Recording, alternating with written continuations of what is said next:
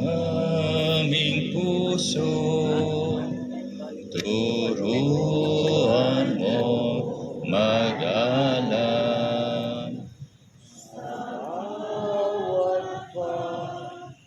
Puro lahat ay makayakap, buksan ang aming isip, sikatan ng liwanag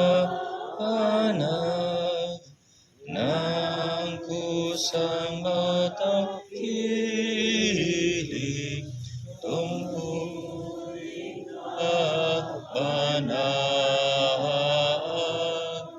Buksan ang aming palad, sa hilim maialay. Turuan mong amin ang bagong mahal. Sa ngalan ng Ama, ng Anak, ng Espiritu Santo, sumainyo ang Panginoon. Ito po ang simula ng panahon ng Kwaresma. Nagkataon po na Valentine. Tunay na napapanahon din upang ating pag-isipan kung hanggang saan ang inunlad natin sa ating pakikitungo sa Diyos at sa ating kapwa. Marami sa atin ang nabigo. Ang kabutihang loob ay nadaig ng kasakiman, pagkamakasarili, at galit sa Diyos. Gayunpaman, tayo ngayon ay muling tinatawag upang magbago. Bilang sagisag ng ating kabiguan, susunugin natin ang mga palaspas na binabasan noong nakaraang taon. Dapat ito magpaalaala sa atin kung gaano kadaling nalimutan ng mga tao ang kanilang mga pangako.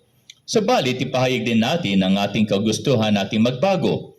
Pagnanasa nating papanibaguhin ang ating pakikipagkaibigan sa Diyos at sa ating kapwa sa pamagitan ng paghingi ng tawad sa ating mga kasalanan at sa pagtanggap ng mga binasbasang abo.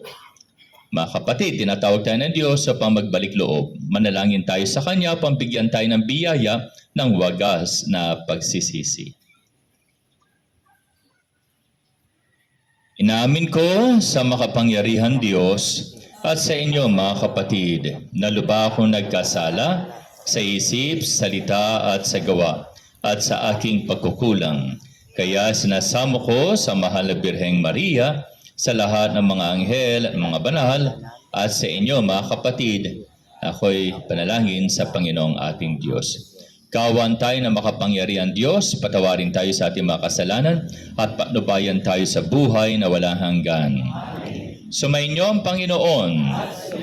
Ang mabuting balita ng Panginoon ayon kay San Juan. Noong panahon iyon, si Jesus ay pumunta sa bundok ng mga Olibo. Kinaumagahay, nagbalik siya sa templo.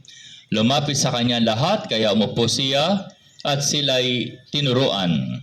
Noy dinala sa kanya ng mga eskriba at mga pariseyo ang isang babaeng nahuli sa paikiapid.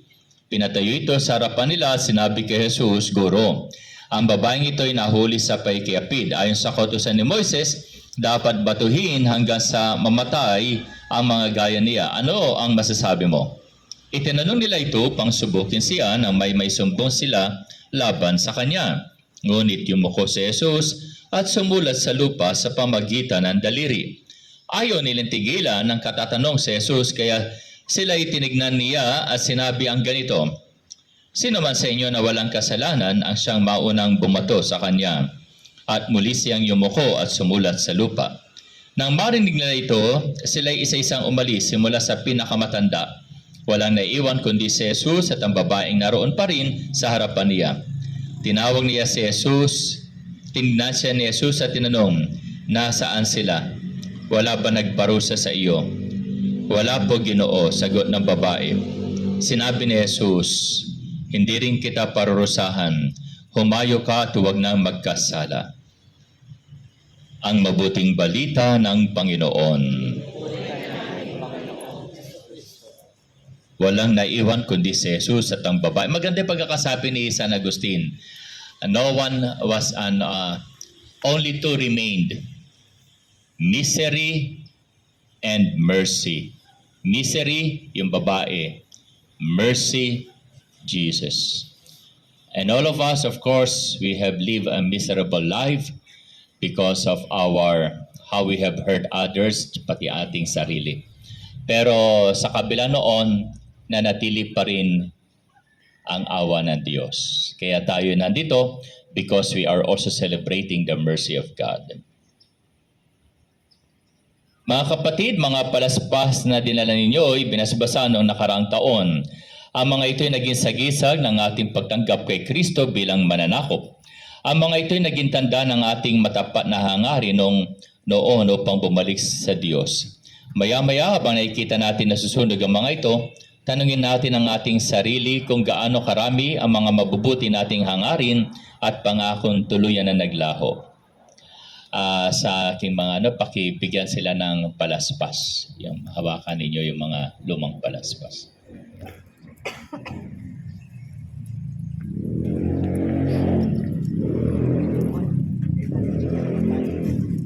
Tsaka lang.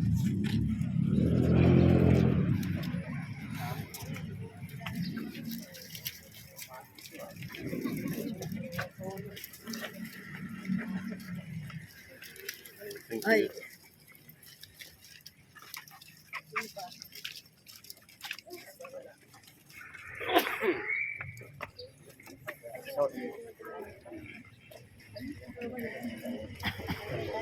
Mga palaspas na ito ay sariwa at ginamit din po natin ito bilang pagsalubong sa Panginoon. Ngayon ay kita po natin na tuyong-tuyo na katulad din ito ng ating sarili. We were fresh before, but now, wala, tuyo tayo, no? Dried up. Sa bawat ang ating sasagot po, sa bawat dalangin, ay ito po. Patawarin mo kami, Panginoon, hindi kami naging matapat sa aming pangako. Ulitin po natin. Patawarin mo kami, Panginoon, hindi kami naging matapat sa aming pangako. Noong nakaraang Kwaresma, marami sa atin ang nangako na isasagawa ng matapat ang mga tungkulin bilang Kristiyano. Subalit sa buong nakaraang taon, naalaala lamang natin ng Diyos tuwing linggo at kung pilit pang pinatutungo sa simbahan. Hindi makasimba sapagkat masyadong abala sa ibang gawain. Nasira ang isang pangako, humingi tayo ng tawad. Kami, Panginoon, hindi kami naging matapat sa aming pangako. Noong nakaraang Kwaresma, ilan sa atin na nangako na tutuparin ang mga ipinangako noong binyagan. Ipinangako na susundin ng 10 utos. Ngayon nasisiyahan sapagkat hindi nakapatay ng sinuman. Ngunit lagi naman nagsisunangaling, dinadaya ang kasama sa hanap buhay at sa mga ang-angsawa. Nagnanakaw ng panahon at salapi sa tanggapan at mga nasasakupan. Isa na namang pangako ang nasira. Humingi tayo ng tawad. Patawarin mo kaming Panginoon, hindi kami naging matapat sa aming pangako. Noong nakaraang Kwaresma, maraming kabataan ang nangako na sosopresahin ang kanilang magulang. Ipinangako nila sa kanilang sarili na paghuhusayin na nila ang pag-aaral. Pipiliin na nila ang pag-aaral, pipiliin na nila ang kanilang mga kaibigan. Magiging matapat na sila at laging bukas ang loob sa kanila. Tatapwat mula noong simula ng pasukan, ang kanila lamang pinagkakabalahan ay huwag nalaman ng kanilang magulang kung ano talaga ang kanilang ginagawa. Isa na namang pangako ang nasira. Humingi tayo ng tawad. Patawarin mo kami, Panginoon, hindi kami naging matapat sa aming pangako. Noong nakaraang Kwaresma, may mga nangakong kawanin ng pamahalaan ang maging tapat at masipag na sila sa kanilang gawain. Ipinasya nilang maging magalang at mapitagan na dumating at umalis sa oras at gawin ng mahusay ang lahat ng pinagkatiwala sa kanila. Ngunit balik na naman sila sa dating ugali. Kasama ng iba sa kanilang tanggapan, walang awa sila sa mga tao. Hindi pinapansin ang mga kahirapang dulot sa mga ito. Nasira na naman ang isang pangako. Humingi tayo ng tawad. Patawarin mo kami, Panginoon, hindi kami matapat sa aming pangako. Noong nakaraang Kwaresma, ilan ang nangako na iiwan na nila ang trabahong nakapagbababa na sa kanilang katauhan. Maghahanap sila ng mas marangal na gawain. Ngunit naiisip nila ang maraming pera, magagandang damit, tirahan at kasangkapan mawawala sa kanila. Kaya minarapat nilang bumalik sa dati nilang gawain sapagkat sabi nila, hindi kayang ibigay sa kanila ang pagiging Kristiyano ang mga bagay na kailangan tinatanggap sa kanilang gawain kahit anumang baba. Isa na namang pangako ang nasira, humingi tayo ng tawad. Patawarin mo kami, Panginoon, hindi kami naging matapat sa aming pangako. Marami na nga akong mga tindera sa palengke na kahit sila'y nahihirapan, magiging makatarungan sila sa mga mamimili. Ngayon, malabis pa rin silang sumingil, niloloko nila ang mga mamimili sa pamamagitan ng pagsusukling kulang at pagbibili ng mga bagay na hindi mahusay ang kalagayan. Tulad ng karamihan, habol nilang malaking tubo kahit sa anumang paraan. Isa na namang pangako ang nasira, humingi tayo ng tawad. Patawarin mo kami, Panginoon, hindi kami maging matapat sa aming pangako. Noong nakaraang Kwaresma, may mga driver ng jeep na nangako ng bibigay ng mabuting halimbawa sa kanilang mga kasamahan sa gawain.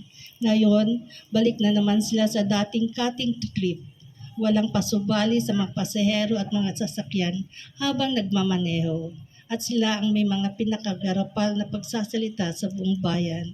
Isa na namang pangako ang nasira, humingi ng tawad. Patawarin mo kami, Panginoon, hindi kami naging matapat sa aming pangako.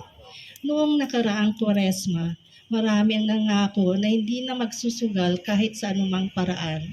May katwiran naman sapagkat marami na silang binaldas na pera na dapat sana ay para sa kanilang asawa at anak. Ngunit napakalaki ng tukso, mabilis ang pagkuha ng pera kung pinapalad. Kaya ngayon, balik na naman sila sa sugal, laging umaasang sila'y mananalo ng malaki at ng biglaan. Samantala ang kanilang asawa at mga anak ay naghihirap. Malipit na mag-away silang mag-asawa. Isa na namang pangako ang nasira, humingi tayo ng tawad. Patawarin mo kami, Panginoon, hindi kami naging matapat sa aming pangako. Noong nakaraang Kwaresma, halos lahat sa atin ay nangakong magbabago. Ngunit hindi lubang nalalaman kung paano magbago at kung ano ang babaguhin. Napakarami sa ating kapaligiran ang dapat pag-ukulan ng pansin. Kaya malabo, subalit gusto natin ganito sapagkat papalipas natin ang mga hunghay tungkol sa pagbabago kahit wala tayong ipinapangako. Ang ating ngayong harapin, ang ating mga sarili at matapat tayong mga na magbabago ng ngayong taong ito. Hingi natin ang tawad sa mga sarili. Patawarin mo kami, Panginoon, hindi kami magpatapat sa iyong pangako. O Diyos, aming Ama, tunay mapapagtawad sa mga makasalanan, naniniwalaan mo ang mga pangako upang sa pagbabago. Inaamin namin ang aming kasalanan at nakahandang baguhin ang aming buhay. Tulungan mo kami sa aming pagdiriwang ng sakramentong ito ng iyong awa upang mabago namin ang aming buhay at makatanggap mula sa iyo ang walang hanggang kaligayahan iyong ipinangako. Hinihiling namin ito sa pamagitan ni Kristong aming Panginoon. Amen.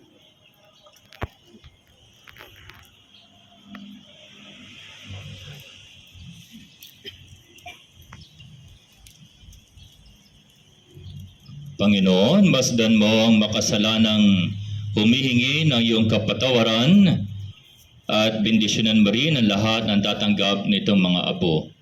Naway gugulin nilang panahon ng Kwaresma bilang paghahanda sa kaligayahan ng Pasko ng pagkabuhay. Hiniling namin ito sa pamagitan ni Kristong aming Panginoon.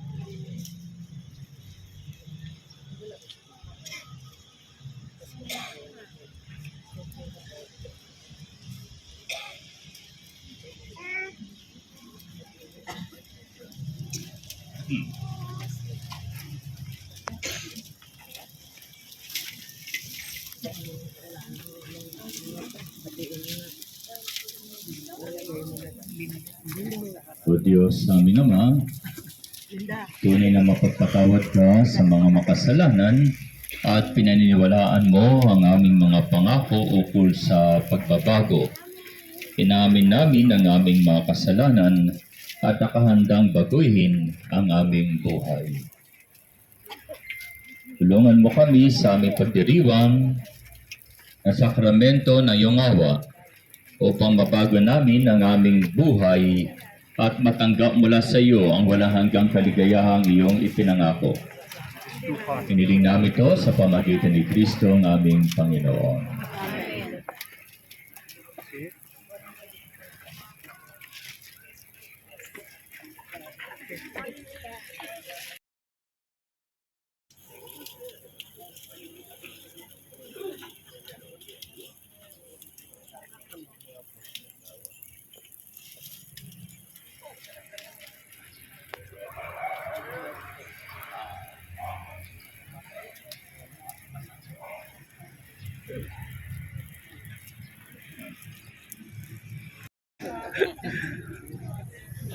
Mga kapatid, isusunod na po natin ang pagdiriwang ng banal na misa. Pwede na po tayong pumasok.